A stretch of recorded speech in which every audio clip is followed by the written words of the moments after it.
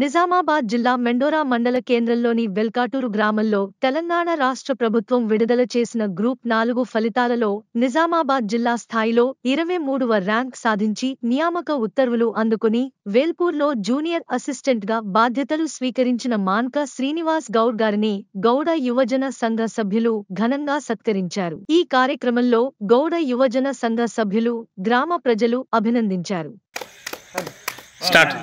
గౌడ యువజన సంఘం సభ్యుడైనటువంటి మాన్క శ్రీనివాస్ గౌడ్ మొన్న రీసెంట్గా విడుదలైనటువంటి జూనియర్ అసిస్టెంట్ గ్రూప్ 4 లోపల 23వ